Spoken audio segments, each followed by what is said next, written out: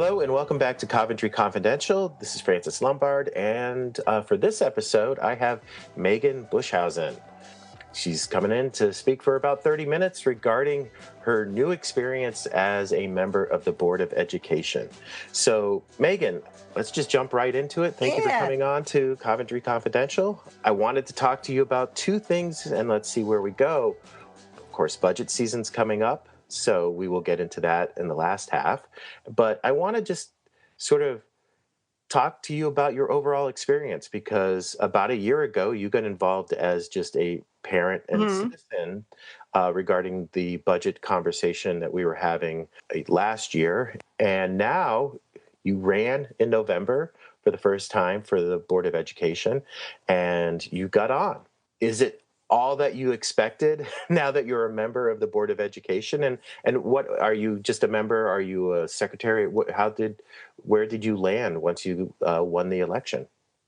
Yeah, so it's everything I expected and more. I don't know if you can truly ever level set being on a board of education for the first time. People can tell you what it's like, and then you're truly not going to know until you experience it yourself. And I'm sure that experience feels different for every person that comes onto the board. So I'm not an officer on the board at all. I'm just a board member, which I appreciate because there is a lot to learn when you come in brand new. So you get elected in November. You have maybe one meeting in December because of holidays, and then January hits and you are full throttle into the budget. And it's like learning a whole new language. There is a lot of information thrown at you. So a lot of it so far has been, diving into numbers, seeing where money goes, what programs we have going on, and figuring out, how it's all going to work for the next fiscal year. Now, this is volunteer. So you aren't paid for anything. I see every so often people thinking that, the officers are paid, blah, blah, blah. This is volunteer. And aren't you expected to take classes too once you win? Isn't there state requirements? Yep. So we have to do ongoing professional development, which I actually really appreciate. So CABE, which is the big organization in the state for Connecticut boards of education, does a lot of professional development in conferences so that we learn what's expected of us as board members, what's our role, what's not our role, which I think people probably don't realize, of like what's appropriate to do, what's not appropriate to do, how different things coming down from the state or federal laws affect us at the local level.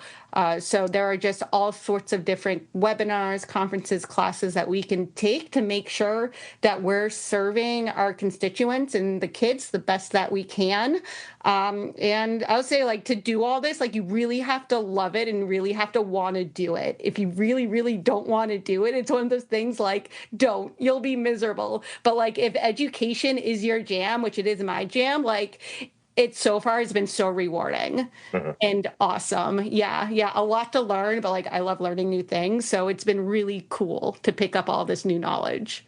I think during the campaign, I mentioned that, you think you're busy now, wait till you get elected. Yeah. And I know heading in further into the spring, even after budget, into graduation season and everything, there will be more events and meetings and things to do. But so far, I've truly loved seeing how our teachers and administrators serve our students. And I've loved seeing what our students accomplish. Those are my favorite parts. We have kids come in all the time showing us things, and it's just really cool to see all the opportunity that they have in our little town.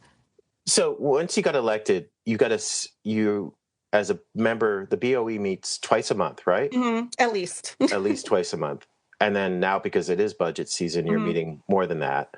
And then there's other committees too. I remember when, you spent a lot of time with Gene Marchand, and there was a lot about handing over the torch regarding sports. So he was on a number of committees. What else are you on other than, how does it break down on your duties, I guess? Yeah, so there are subcommittees, advisory roles. Those are all assigned by the chair. So you don't get as much of a choice in that. but we did kind of talk about my strengths a little bit. So I'm chair of the policy committee, which mostly is lawyers have written these policies, or lawyers have changed the rules of this policy, and then me and two other members of the board look at it and we ask questions, or we approve them to move them to a full vote for the board. So I'm chair of that one. So that meets whenever there's new policies come down, and a lot of these committees, besides like fiscal, which has a regular meeting, they kind of just meet as needed. I'm not on fiscal. That's a whole different game ballpark of things. I'm also on the residency subcommittee, which does not meet very often. That's usually only happens if somebody like had moved and like they either want to stay here or they can't come to school here for whatever reason. We will meet to discuss that. But that really doesn't happen very often. I'm also the athletic liaison. I'm meeting with the athletic director from the high school and a group of parents, I believe, are also on this little subcommittee board this month. So we haven't met yet. So I'm really excited to officially meet the athletic director and the parents involved so we can talk about sports. For anybody who is listening and does not know me, I am a youth soccer coach. I powerlift, I do karate, I grew up around athletics. So I'm really excited to talk to parents about those things. I just love extracurriculars in general. So yeah, that's kind of the next thing coming up for me. So what is seeing that both the boys and girls basketball team right now are doing extremely well. If they're not champions yet, or they just They're still moving through. They're moving through. Yeah. This week they both won believe it was the quarterfinals. So they must be going to semifinals next. I don't have the dates for those games yet. Sadly, board meetings have fallen on every single game, so I haven't been able to see anything. But our basketball program, I've noticed, from youth all the way up through high school has been amazing. Like basketball it's huge here, which makes sense with us being right next to UConn, so it's not surprising.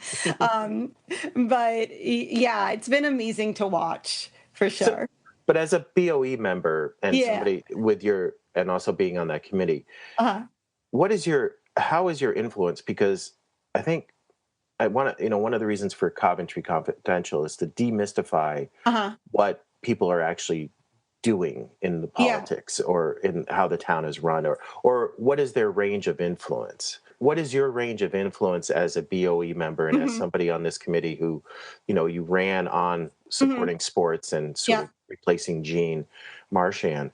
Yep. But how much can you do? Where else does the rest of the community have to pick up, or other people have to pick up, or your influence on that? Yeah. So I haven't met with the athletic advisory committee yet, so I don't have much of an answer to that yet. Being a new board member, I'm still acclimating to everything. I will say singular board members, and this was something that we were told at the CABE conferences when I first started, singular board members don't have as much power as people may think. Our power comes when all 7 of us come together and build consensus and make a decision. So if there's say an issue with something, like you see something, you're not like that happy with it, like who's the closest employee to you that you can talk to? Is it your kid's teacher? Is it the principal? If it's neither of them, is it the superintendent? Or if it's sports, is it the athletic director? Before you get to the board, I would say the board is like your last step to anything. And no one singular person is necessarily going to be able to solve whatever the issue is. And if something needs to go to the board, you bring it to us, either come to an audience of citizens, let us know, which is a one-way conversation. I put air quotes around conversations. You just tell us what's up, and then we find the resources for you and to get the correct person to get back to you. Or we'll meet as a group, or the appropriate people will meet as a group and make recommendations from there. So on the town council, I know they can assign a council member Mhm. to somebody who speaks up, you know, at audience of citizens and says something and has an issue that they would like to see resolved. And Mhm. especially if you come back a few times, they will assign somebody to do a one-on-one. Mhm. Does that happen on the BOE too? Less so. Okay. Not so much with BOE. It's more looking at what the issue is and what are the resources, because usually there's an answer somewhere. There's a resource, whether it's asking our superintendent David Patrone what to do, or maybe there's a counselor that needs to be brought in. Like, we'll find the correct resource and send you in that direction. Now, as a parent Hmm. who you've been in town for a while, Hmm. um, how how do you see education now in Coventry? Because you know, the schools system is an economic driver, Yep. and when you've been here what a few years, so and you Hmm. also were looking at the school system before Hmm. moving here. How has your point of view changed since joining the BOE, since going through this Yeah. process regarding education in Coventry and Mhm. maybe just education in general? Yeah, so I've been in town for almost 5 years. And like you said, one of the reasons I moved to Coventry was because I heard it was a very good school system. Um, Obviously, I'm on board of ed. Education is a huge value of mine. I grew up with education as a huge value. To me, constantly learning is just like a way of life. So, joining the board of ed, I've learned how much harder it all is than it looks. It's easy when you're not involved in like the nitty gritty of it and you don't know how things work, which some of that it's just hard. Like, I don't want to say it's a transparency issue because it's not. It's just things you would never know unless you were on a board of ed. Um, Unless you know how things work, it's very easy to form an opinion that a decision is right or wrong because you will almost never have the full picture just by not being on the board. Mhm. So, like, I think it's very easy to criticize on a weather call. Do you close the schools? Do you not close the schools? Do you delay? There are so many factors that go into that decision. Yeah, and it's New England, And it's New so England, like the weather could look one way and then 10 minutes change. mhm. So I have found my empathy for that sort of decision has gone up exponentially. And I feel like now I have more of the attitude of, okay, there might be some information that I don't know that caused X or Y decision to happen. And it's very easy for people to hit at a board of ed or hit at a superintendent when they don't agree with a decision, but they don't have the full picture. And I Mhm. think that's true in government in general. That's kind of like after campaigning and getting elected, that's kind of what I've realized. A lot of the times it's impossible to have the full picture a lot of the time. So to kind of give that grace, especially to volunteers, to the decisions that they're making, is something I think I will be doing more of going forward. Mhm. For sure. Yeah. But the only problem is there's what 7 members of the BOE that serve Hmm. 2-year terms. So Hmm. having this experience be spread out among the population, that's impossible. Oh, yeah, for sure. So Oh, for sure. So, like, I would say to the general population, people who like definitely like have no interest in being part of something like a board of ed, like I would, if you see a decision, you're like, huh, I wonder why that decision was made. I think instead of being super mad about it, you could ask some questions and be like, oh, I saw this decision was made. I agree with it or I don't agree with it. Why was the decision made this way? I just think everybody could do with a lot more curiosity. Mhm. It's what it comes down to. And I include myself in that too, is to come to things in a curious way to understand why we make the decisions that we make in this town to certain things. We could even jump right into the budget thing because a year ago you were on the outside I looking, was. and your experience there, you're also how you were out front about it too, regarding getting a budget passed, and your take on ended up getting you recruited to run for that. So, I mean, now that you're in the thick of it, we're beginning budget season, unfortunately, in Coventry, um, and in a lot of places. We're dealing with federal cuts, Yep. state cuts, or unwillingness in a way to fund education in a state that's really well educated. Sometimes I wonder, the more I get to know it, is like, how are we able to pull this off in Coventry with everything that's working against it? But what is the one thing right now, and we can keep moving, but that you just like, what was the eye-opening moment of where you were a year ago compared to where you are now, watching the sausage being made? I think it was just the sheer amount of decisions that need to be made.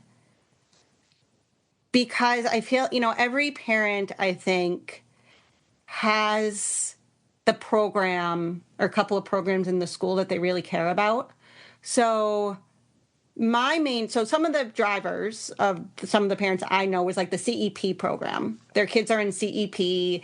They're a little bit advanced. They deserve work that's at their level. And every child deserves to have an education that fits their needs. What drove me to speaking out was that I feel very strongly that library media specialists should not be cut at all costs, because library media specialists do more than just check out books. They're a resource for those books, but they also, teach the kids, STEM concepts and do different types of book clubs and just all those little extra things that help the kids learn.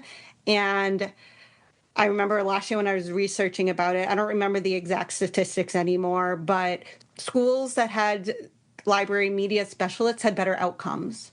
So, in my opinion, those teachers are essential. I would say the other thing that, getting involved last year, the other thing that I actually absolutely love is that I convinced my, at the time, 8-year-old, now 9-year-old, to speak, because every parent has something that they care about. It was going to affect the things that she loved to do. So she spoke in favor of the library media specialist. And I thought getting her involved in government at that age, I think, was just like a super cool experience for her. Because, like, I did not grow up experiencing anything like that. I feel like I'm still figuring out so much of how government works as I go. But once you see the budget, it's just so much is mandated by the state, and you have to balance what's mandated versus what is really good for the students versus how many students are using any one program. And I will say, you asked before, like, I don't understand how we're doing as well as we are in such a small town with such a small budget. That is such a credit to our superintendent, David Patrone, and the staff of these schools, because they are working with such a teeny tiny budget.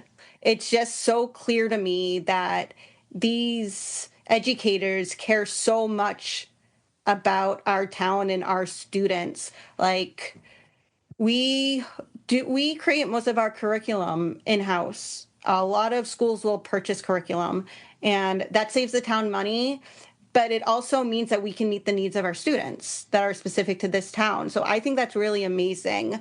The curriculum is always forward thinking of what do kids need now, what will they need in the future. If you watch, any number of Board of Ed meetings, you'll see teachers come in with students about what they're learning. And all on a very small budget. It's all creativity and passion, and it just makes me think of, if we could have a bigger budget, what more we could do, because there's nothing left to cut in this budget. It's all mandated stuff and a couple of other very, very small things. And our kids they deserve the best. I want to make sure you don't get any issues because I know you're not allowed to advocate Oh, for to the make budget. sure I'm not telling somebody to vote Yeah, yes or no, yeah, not telling someone how to vote. yeah. You're not allowed to advocate for a vote in a certain Yeah. way. Yeah, yeah, yeah. So, and that's the thing, as a citizen a year ago, Mhm. there, and now it's all coming back to me. There was, a lot of cutting done. Yeah, Um, huge and cut. and the thing is, you're talking to me now about I wish we had more money. So we're back to the same situation because when people see what the budget is, it's like, wow, we're spending a lot of money per student. We're But not though. but we're not because David Petrone rolls that number out all every year. I guess it's comes down to, and this is a bigger conversation we're having even now, of like priorities. What Mhm. is the most important thing about, and I think for me, as somebody who never had a kid in the schools, will never have a kid in the schools, but as somebody who pays taxes in town, it is an economic driver. I Mhm. mean, it helped this town get through the downturn of COVID. I mean, with the housing and just turnovers, and you move to this town because of Mhm. that. It's a driver in this town. So how do we? And everybody benefits from that. From when a house goes for sale, the house is bought up. I wish Right. we could get more storefronts open up, but that's another conversation with some Yep. other people. Just what is the mechanics of trying to balance all, keep all those plates spinning, serve all those things that you want to hold on to that keep the school viable. Yeah, no, it's hard. So the budget starts with the superintendent. He goes through and says, "This is everything I think we need for the schools." There's in this particular budget this year, there's nothing extra. I think the only thing that is a quote unquote extra is that the music teacher at GHR, we'd like to move it from a point 0.8 position, so that's 80%, to a one position, 100%. And that would enable us to bring a fourth grade band into the school. And somebody could look at that and say, well, why does fourth grade need band? Well, one, it aligns us with other school districts. And two, that avoids us potentially losing a music teacher to go get a full-time job. Because right now, that music teacher is not full-time. They're an 80% of the time position. And if that teacher left to go find a full-time position, then we're out more money because we have to recruit and do the hiring, and maybe we get stuck hiring a music teacher at a higher salary. So for a minimal cost, we can add fourth grade band. So some of it is just changing the way you look at it and all the reasons why you might ask for something. But like I said before, the budget this year has pretty much no extras. It's mandated stuff. There are larger questions about budgeting for school systems that have to happen at the state level Hmm. and helping smaller towns with paying for things that they mandate. That's, a conversation that local boards of ed can't solve. That has to happen at the state level, and there have to be conversations at the federal level. There's a lot we can control at the local level, but we're also, when it comes to mandates, at the mercy of state and federal, mostly state. Yeah, it's hard. It's hard. There's like no nicer way to say it. It can be really, really hard because you don't want to take anything away from kids and Yeah, their I was wondering expectations. if you were going to try to claw back some stuff that was lost from No, last year. There's not. we can't. We're not the only thing we're putting in is basically that music teacher. There is nothing going back in. Mm. Like if we need to make further cuts, it's everything that was on the cut list last year. Oh, And wow. like, yeah, yeah. And I know there's been talk on the state level about raising the per student Yep. number. Now, but that doesn't help because it's a guessing game. We're in session, your budget is due. I know. Right. We don't know what that looks like yet. They're in Yeah. session. We're in session. that you're talking about ECS funding, that hasn't been updated since 2013.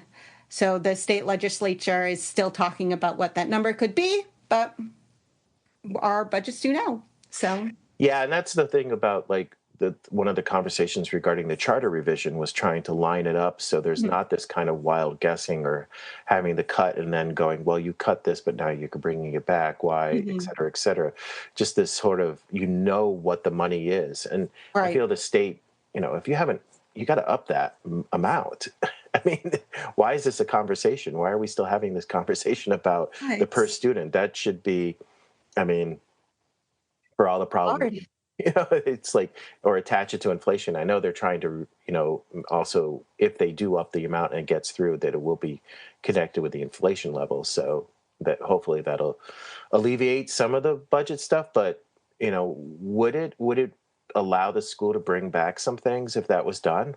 That I'm not sure, to be honest. I think we have to see if we're getting the money first, because that money flows through the town. I don't believe it comes directly to the Board of Ed, because the Board of Ed budget is in the town's budget. So it flows through, I believe it flows through the town council first. That is still something I'm kind of getting up to speed on, so don't quote me on that. But my understanding as the new person is that any additional funding would go through the town council first. So yeah, I'm honestly not sure. It's not any conversations that we've really had in any budget meetings about whether that money comes in or not. I think we're just moving forward as if it's not going to happen, which feels like the safer bet. And again, once again, a year ago, people were talking about splitting the town budget from the school budget. And there's reasons why the school budget is part of the town budget. I mean, how do you see that nowadays, now that you're on the school, in charge of the school budget? I mean, we haven't talked about any of that because that's all in charter. That's a charter, yeah. Yeah, that's an all in charter committee right now. But do you have a little more clarification, sort of sense of? It's interesting because I think there's an inherent tension of trying to fund all the things, because you have the town budget, but then within the town budget, you have all the departments. So like we have to fund education. I also sat in on a presentation this past Monday from when we're recording, with the library and their budget. So you have all these different budgets rolled up into one gigantic, larger budget. And you have to balance all those priorities. And balancing the priorities in a small town like this seems very difficult. So I feel like that's kind of like that's the best way I've seen it so far. And all we can do from the Board of Ed side is advocate for why we think our budget is the best it's at, is how it is right now and why it needs to stay this way from a board perspective. And what is the one thing during budget season that you've had the most fun, in doing? It was like eye-opening fun. Budget's fun? I got really excited about fourth grade band. Okay. So like when my daughter was a rising fourth grader, I wasn't sure when this was like before Board of Ed, before I was doing any of this, I was like, when does band start? Does it start in fourth grade or fifth grade? And I was a little sad when it wasn't starting in fourth grade. Mostly, a lot of it, a little selfishly, was my daughter is getting interested in instruments. After school is really busy with extracurriculars already.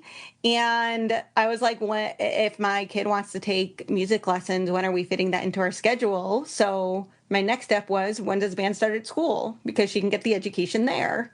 And it's just so good for your brain and like for math and everything when you do band. And then I found out it wasn't until fifth grade, which at that time, I was really surprised it wasn't until fifth grade, because most places now start at fourth. So I always get excited when I see music on the table. And if anybody's listening, they're like, but Megan, you said earlier you were a sports person, and I'm a sports person and a music person. I have a lot of random interests, and I love extracurriculars in general, and it's all important. I'll be the person who says it's all important. It's really hard to prioritize different types of extracurriculars for me because some kids love everything like me, like I did. I did everything. Some kids love sports, some kids love art, some kids love music. So it's important that we have those options available. So that was the thing I was most excited about, was the potential opportunity for fourth graders to get their hands on some musical instruments earlier. Wow, nice. Yeah. So that was my long-winded answer to that. One last question is I know you can't advocate how to vote, but I guess is there an element of this that you would like, people to take into consideration about the school system that now you are much more involved in than you were 6 months ago? I did not realize how hard our teachers worked. Like, I've always had a huge respect for teachers. There are tons of teachers in my life. I knew how hard they worked. But I really, until I was working on the Board of Ed, and I didn't have the perspective of what was happening at other schools. Now I see what happens at other schools, which you don't always get when your kids are a certain age. These teachers and these students work so hard that they deserve the support. So, like you said, I can't advocate to vote one way or another, but I strongly believe that your vote is your voice. And it's easy to be like, oh, it's just a local referendum. I don't need to go vote in this. But I really believe that everybody should be voting in this. This is how we spend money in the town. Like, this directly affects people. So no matter which way you feel called to vote, whether no or yes, go be heard. This is grassroots democracy at work. And if you are a person who's super into local government democracy type stuff, if that's your jam, and even if it's not, this is your voice. This is just go vote. It takes 2 seconds right at the firehouse. Do it, on the way to work, on the way home from work. You can do it super easily. And I just think there's no excuse to not vote. So that's my spiel about voting. Gotcha. Well, hey, Megan, thank you very much. It was great catching up with you. And hopefully we'll have to have you come back on after Coventry, basketball wins it all. Fingers crossed. They're doing amazing. Go Coventry Patriots. Okay. So have a great weekend, and I will be talking to you. Okay. See you. Good night. Bye.